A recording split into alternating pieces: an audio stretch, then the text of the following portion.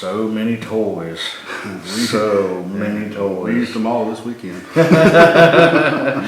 So we've got a collection of optics here that we used here with John at the Medio, and we're just kind of going to go over it so you guys can see kind of the equipment we were using, and just go across the spectrum of scanners to, you know, weapon mounted optics that we actually use, and some of them can be used as both. But what do we got, brother? Well, like this is one of the first ones. This is the Pulsar. This is a new model from Pulsar. It's called the Helion XQ38. And they just came. I mean, they literally just dropped this last week, I think. Yeah. And it's really nice. It's a $24.99. You know, it's small enough. It's a little bit big for a scanner, but it's got just, you know, quick connect, so you can move it from rifle to rifle. 384 core.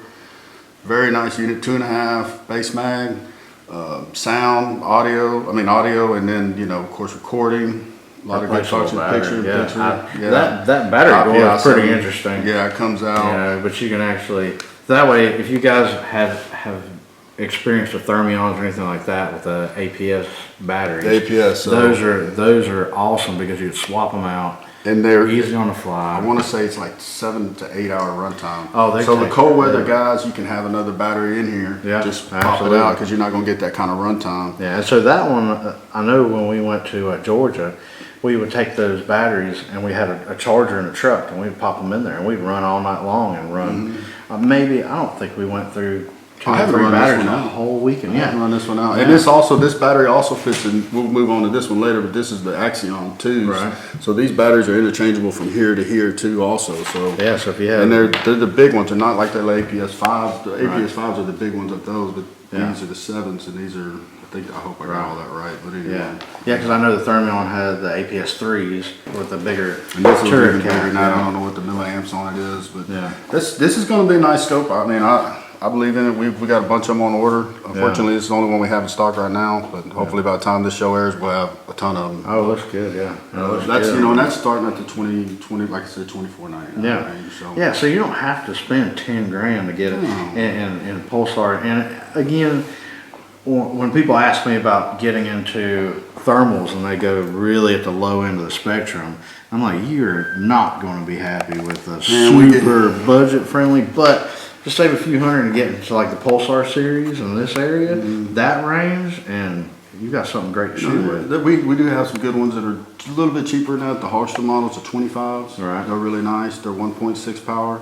They're kind of like the one Glenn's running, and they have everything too. But really and truly, a lot of guys want to get into the thermal. They want to spend $1,000 to $2,000. I mean, there is some thermals out there that probably going to work, but in my opinion, you're better off saving your money, getting something between $2,000 and $3,000. You're going to be a lot more happier, because what normally happens is you buy that $1,500 to $1,800 thermal scope, and you end up selling it in 6 months because you want something better. No, you're not spending more money anyway. Because you're not. I think when you actually look through it and see, and you're trying to identify the animal, that's the most, that's the biggest struggle. Once you get past 100 yards or so, then you'll notice that those lower end, you're just not going to be happy with it. So you end up rebuying another one. So when you go below 384, let me be a little bit more patient, rub some more pennies together, and then go ahead. I had a guy the other day that he only wanted to spend, his budget was $2,000. I said, man, if you could just get a couple hundred more together and get you something nice. That's what I would suggest. And he was looking for another scope, but they discontinued that scope, and it was the Pulsar Core. Yeah. But I said that's the only other one I would recommend under that. For what he wanted to run and gun, it wasn't really blind hunting. Right. So, but yeah, like you say, man, just save a little bit more money. You'll be a lot more happy. And it'll actually save you money in the long run, I promise. I mean, it happens all the time. And also in that same range as your Vibe, right? Yeah, well, that one there is $25.95. Yeah. Hogster Vibe records. Awesome. Yeah, no audio. Does very, very well in high humidity. Don't know why, but it does. It does better than most. Yeah. You talk about that's bang for your buck right there. Yeah, it's killed tons and tons of hogs. Yeah, it's 384. I think it's 17 micron, but it's a really nice optic too, and that can be taken off is used for a scanner. Yeah. So and then we went hunting with Woodley, and I think they had the Hogster 25. That's what he was using for scanning. Was it? Yeah, he uses the Hogster, and I mean, a lot of guys at contests too. That some of our customers that hunt contests, they're using these as scanners. they'll use this one or the Super Yoter or whatever, and then they'll have their go-to gun. But then when something happens in a contest, they just pop it on their gun. They're out of the scanner. Yeah. But now they're not. That's their backup scope for the contest or for anything, not just for. That's a great idea. Yeah. They have the lanyards on there, and then they just pop them on there and they keep going. You know, you're not out.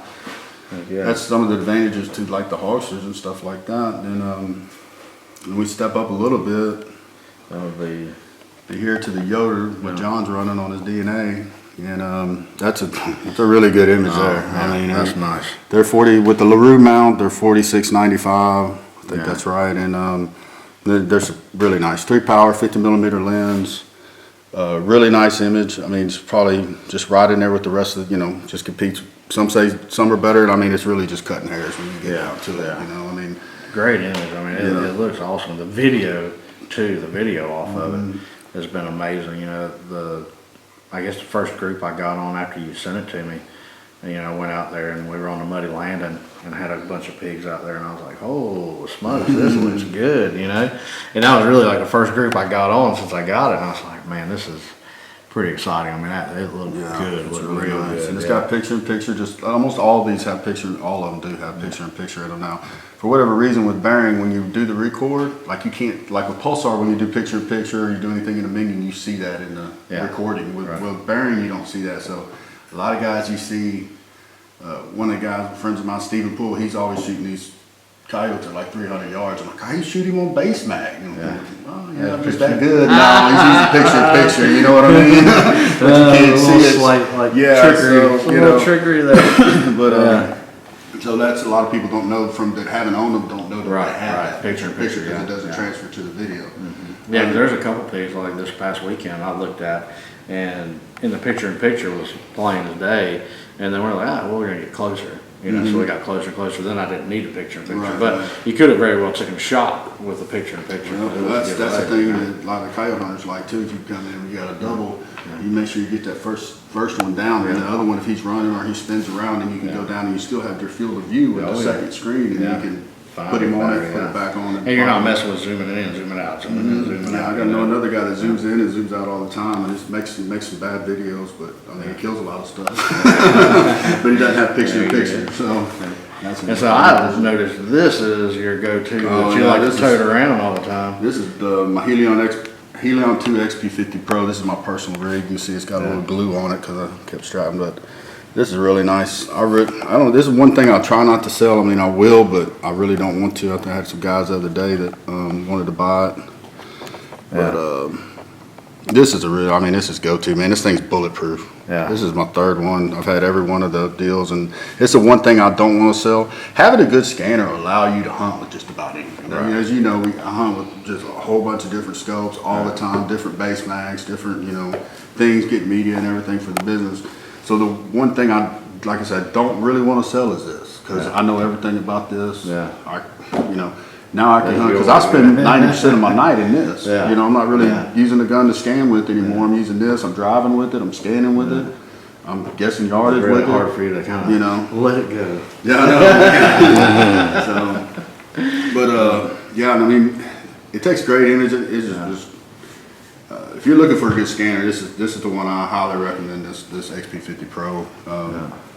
Hopefully we'll have some in stock, but they're really hard to get. And it's got like a 10-hour battery life or something like that. Yeah, and there's another battery that you can get. I haven't seen you mess with any batteries since we've been hunting. Yeah, it's good, and it's not real heavy, and everything else.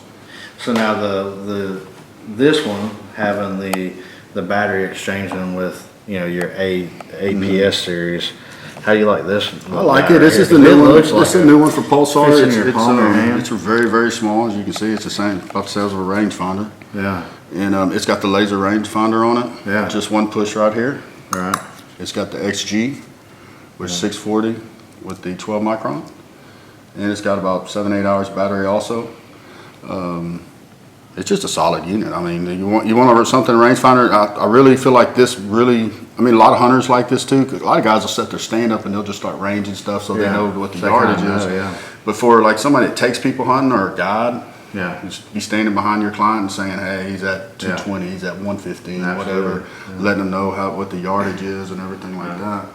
And then for me, I use it, and we don't take really long shots. So a lot of people say, well, I don't need a laser rangefinder shoot. And I said, well, most people don't. Most people at night don't shoot long ways. Yeah. But just like the other night, we're riding up on them pigs. Yeah. And I go, man, they're 387 yards. Because I ranged them with that other scope. And you're like, well, can we drive a little closer? I'm like, yes, sir. Yes, we can. So, you know, because at night, a lot of people that haven't got into it don't understand the depth, the base mag, all that's different with the different optics you jump in. The base. So when we say base mag, for the guys that aren't into it, right. Base mag is going to be your either 384 or 640. So every time that you zoom in, so if you go to 2 to 4 power, you're cutting your resolution in half. So you go to 320 and, you know, vice versa, 360, 162 and the other one. But, so, I mean, so when most time people want to try and stay on base mag when they're scanning, because that's where you're going to be your clearest image, you know. Yeah. And then not saying that everybody says, well, you know, does it zoom? Well, yeah, of course it does, but it's going to just deteriorate. It starts pixelating the farther you get. And yeah, and if you're not worried about video or anything, you can zoom in and zoom in to 20 power. You don't want you to know what it is. You know? Right. I think this one, and the Pulsar, which we'll talk about later, they do very well as far as their image staying together. Right. They don't pixelate as much as what, like a 384. Mm-hmm. Yeah, because when I first got that from you, I sighted it in, and when I zoomed it in, it was impressive how well it stayed together, like you said. Because when you zoom it in, sometimes with some thermals, they pixelate so bad, now you're actually shooting grids of pixels. You can see the squares. You can see it. Yeah, exactly. Right, yeah. You can see the squares of the pixels, and you're trying to find your whatever you're using, hot hands or ice cubes or whatever you're going to use. But you can, it's real blocky. But that one, it really actually held it very well. And that's the difference between, like what you say, like a $2,800 scope and a $4,700 scope. I mean, this is going to stay together at distance. Almost every 640 is going to stay together at distance so much longer. You're going to be able to ID farther. You'll still, all of them you're going to be able to see a long ways as far as just not ID, but recognition. You'll see there's a heat signature out there, but you probably won't be able to ID it, but you will do better with the 640. So if you're hunting big property or you're scanning big fields, I mean, 640 is the way to go. But if that's not in your budget, the Hogsters, the Helion, the Pulsar, you know, I mean, or just a really good scanner, and then whatever scope you want to run, you know, I mean, it just depends on what you want to do. Some guys like to spend their money on scopes. Some guys want to sit on scanners. You know, some guys want a lower end scope. They'll take like an Axion 2 XQ35, and they'll be running a 640. So they want to be able to drive around, or they want to sit in their blind and say, "Hey, there's something out there." Now when they pick the scope up and see what's going on, other than wheeling that scope around all night long. I get so many calls just, "Hey, what do you got for a scanner? I can't handle swinging this gun around all night." You know. Yeah, because I know a lot of guys will go with a very inexpensive scanner and then ID with their rifle. Yeah. But you said some guys have gone the other way, have a really good scanner, and then that way they can stalk in, they know what they're looking at a long distance, go ahead and stalk in and then switch to the rifle that's in a lower quality, but they already know what it is because they've ID'd it with the scanner. So it kind of depends on what you're trying to do. Like if you're hunting up north or somewhere in the big cornfields that are cut, I got some customers in Indiana, and man, they shoot coyotes like 500 and 600 yards all the time. Yeah. But but then you got the guys down here in the south that are just hunting hogs. Yeah. We're trying to get close and shoot a bunch. Oh yeah. So I mean, we want to see what's way out there. But then when we get in with our guns, everything's normally within 100 yards. Yeah. So I don't remember. We went on a hunt, and I had a friend had a very inexpensive scanner. And we looked out there and we were trying to find pigs. And so we could see two, objects. We didn't know exactly what they were. And so that would have been a good time to have a better quality scanner, because we did a heck of a stalk. I'm telling you, we snuck up on them jokers just to find out when I switched to the rifle, they're two armadillos. I was just about to say, we had to live. I did the same thing. You had to live till you crawled through 2 barbed wire fences to find the freaking armadillo at 50 yards, and you thought it was a hog that was 300. Oh man, that's what I said. You know what? That would have been a moment that a better scanner. I did the same thing one night, man. I was hunting a new property, and I was by myself actually in Cat Spring. And I crawled underneath the thing. You know how I feel about crossing fences. We've been through that. But and I did the same thing. I was like, God dang. I thought it was just a round back, and I was like, man. And then that's another thing with the laser rangefinder comes in handy with something like that. If you range them and it keeps saying 40 yards, man, wait a minute, that can't be right. Oh, yeah. You know, and then with your depth perception, like we talked about earlier. Absolutely, because there's something like an armadillo at 40 yards looks like a pig at 100. You know, it's so close. Sometimes you're looking at it, that definitely would help that way to say, okay, I can think through it and say, okay, that's not A, B, C. You know, like that's not the animal that you're looking for. Yeah, it comes in handy. And then this one right here. This is my personal rig here. This is the only one we have in stock at this point right now, and it's probably going to stay in stock right here. This is the Pulsar XP50 Pro Thermion. This one has a laser rangefinder, the other one doesn't. You can buy with or without the laser rangefinder. I can't really say enough good things about this scope. Pulsar did a really good job increasing the battery life. Everybody complained about the battery life in the 2s. Now they have the Pro, which have 10 hours straight up battery life. It's got sound record. It starts up in 2 seconds. Oh, super quick. When you just push it, it just, So you tilt it up right get there. right there. So watch. It's on. Yeah. That fast. Super quick. And I will say that was definitely, we can notice a difference. Like the Bering optics are amazing, but they do take a little bit to turn on compared to those. I would say these two right here are right on the same when we first bar. came up, you clicked yours on, and I'm sitting there holding mine. I'm like, come on. I was like, put me in, coach, put me in, let's go. Right. And you're fired up, ready to go, and I'm sitting there like, come on, baby, let's Well, roll. we drove the other night and I shot that hog. I mean, I don't know why I didn't have my scope on, but I didn't. It didn't take me long to turn it on and shoot him out of the buggy. Right. You know what I mean? This thing's dirty, but so I mean, this is a really nice scope, man. Yeah. It's got, like I say, the rangefinder. Now the XP, it's got the onboard APS-3, right? Yeah, it's got onboard the big battery. Yeah, it's got 10 hours of battery life. So. Yeah. So was it APS-2 that's in the turret? The 3's in there and the 5 in the body. No, the 5's in the body. I think that's right. I'm gonna get my batteries. Yeah, so my the good thing Pulsar about rep's always these, calling me and saying, man, you got your batteries mixed up again. It's a 5, not a 3, and it's the little one. And then the big one's APS-2, yeah. So the good thing about these, this optic itself, you can run it and then it runs off of this battery. You pull this battery out to throw it on your charger, it runs off the internal battery. And then it'll run off of that while you've got this one on the charger, or you can swap it out however you want. But it goes to this, and then it goes to internal. And then when it charges internal first, then it goes to your so what a lot of the northern guys do too, you could switch this to the bigger battery. Yeah, it comes with a taller turret. But another thing is also with Pulsar, which a lot of scopes aren't, like Bering, some of the other ones that don't do this, when you plug it into you plug it in your truck or you're going to charge it, it not only runs your scope, but it also charges your internals. Yeah. So at a certain point, you can leave it on a battery pack if you need to, if you're hunting real cold weather. Yeah. And you're still charging, you might run your battery pack down, but it's charging your scope at the same time. So you're going to get all you need as far as... Yeah, because you can see it blinking when it's charging on the bottom. It actually charges, and that's when I was running the XP50, the model before this in the Thermion, that's when I started learning about all the batteries, the way it works, as far as, because when I plug it up, it would initially start charging the onboard, and then after it charged the onboard, it would go to your changeable, the external. So that one, and then honestly, I had the taller ones and had those in my packs, and I think I went through one and I changed it out. And I was sitting there thinking, like, man, we had a whole weekend. I hadn't been charging batteries or nothing. I was really impressed on the power that Pulsar has. And then it has some other features inside too, where you can go to all the different zeros and stuff. There's a real cool feature. It's kind of hard to explain without showing what's in the scope, but you can actually have a 100-yard and you can have a 100 and a 300-yard zero. Yeah. And instead of having to go into the guys that have owned these scopes before kind of understand what I'm talking about.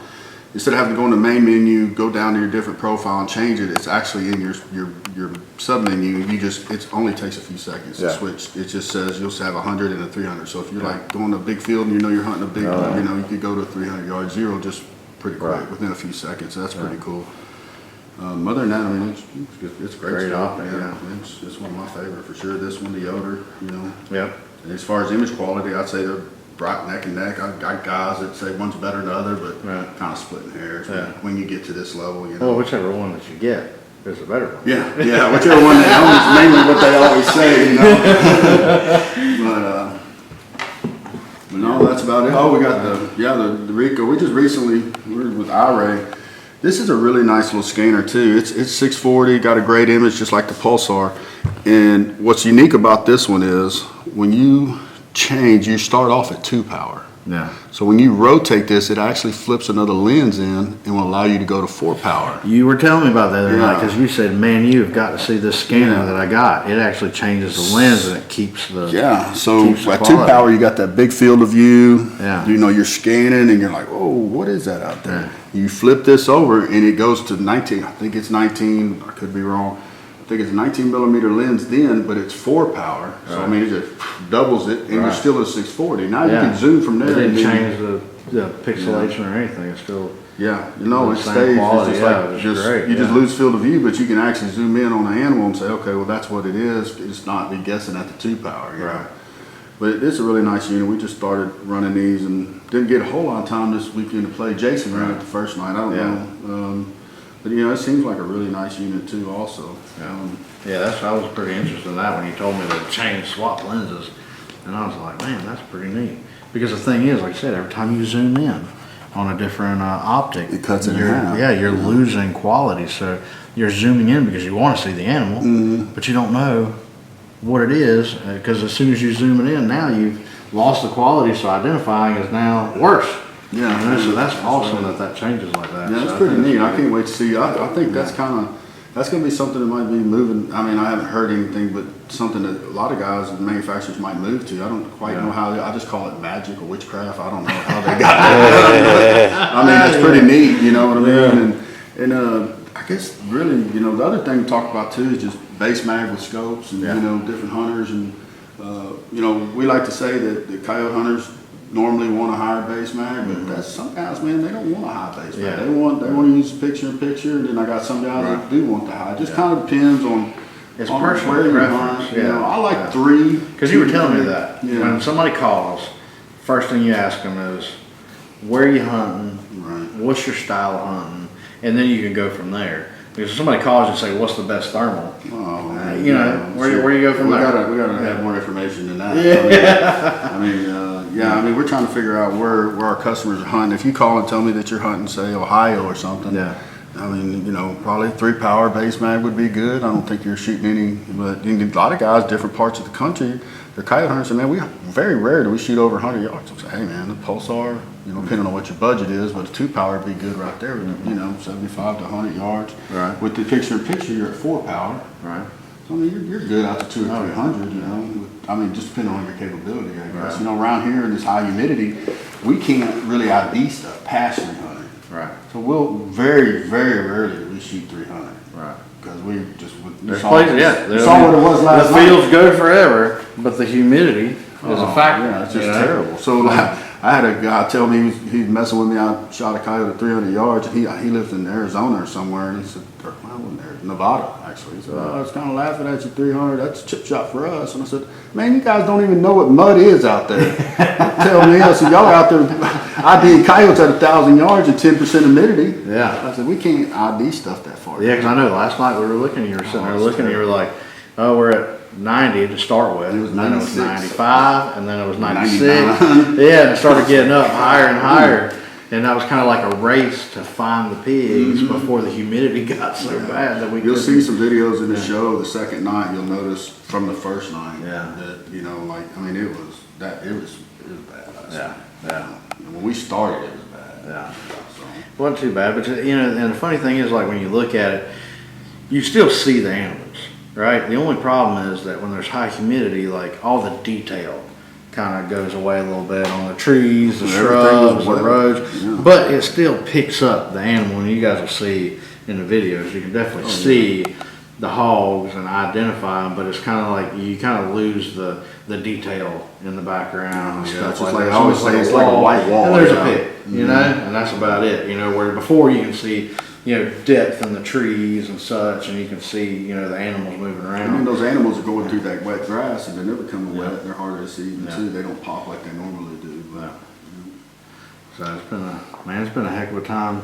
And guys, if you guys are interested in thermals, in the thermal world, do yourself a favor, give John at Medio Creek Thermal a call, because as far as all the knowledge of these thermals, John's got it. And if you want to see kind of what's in your budget, from anywhere from what we talked about was down 2,000 all the way up to as high as you want to go. You know? Yeah. So really, it all depends on your budget and what you're going to do with it, because maybe sometimes the higher end stuff might not be a good fit for you. It might be too much scope, you know, and John will tell you for sure. And I've done that. I've took a scope with me on a trip that I wasn't sure what we were doing, and I took a too high base mag scope, and I was like, dang, I should have brought, you know, a different scope with me on this trip, because that 3.5 was just too much for what we were doing.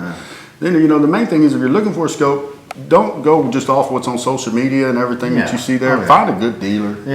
We'd love to have your business, but if it's not us, but find a reputable dealer that actually has run the scope. I'm not saying anything bad about gun shops, but most of those guys don't hunt thermals. You know, the big box. Just have and the thing is, like, knowing the thermals, what you're going to use it for, and that's the biggest thing when you go on some of these social media platforms or these forums and people are arguing about thermals.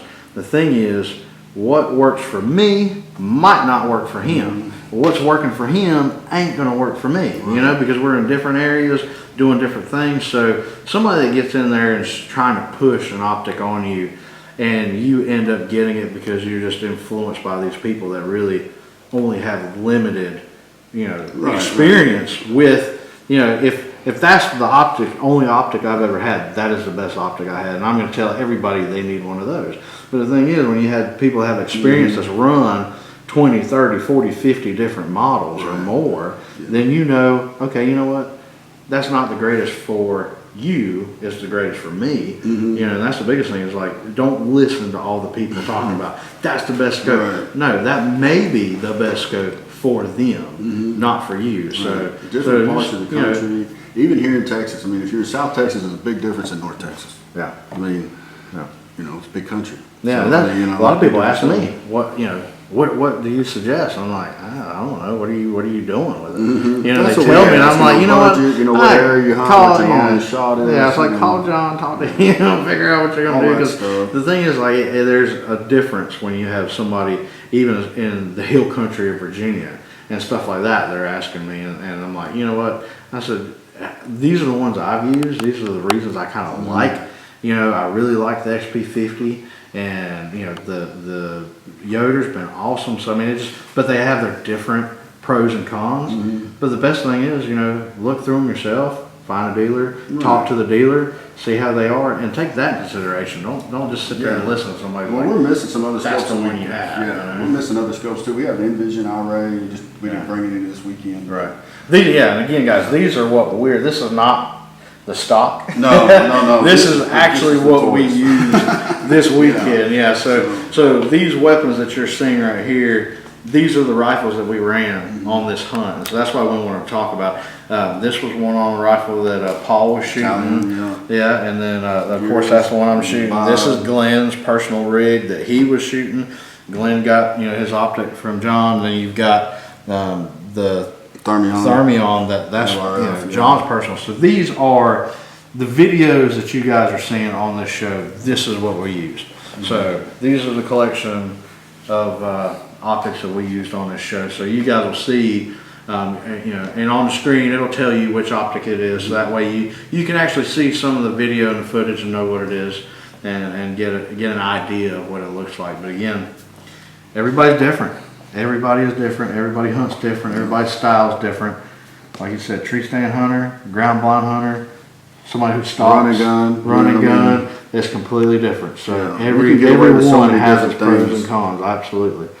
But yeah, guys. So you'll see right there on the screen. You'll see Medio Creek Thermal.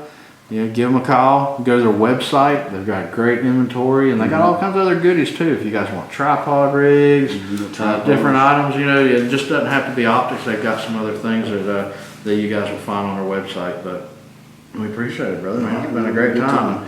He's the man, guys. So you got any questions? As you can tell, just a little bit on this segment, the information that he has, guys, and he's got the experience. So it's always a good time hunting with John down here.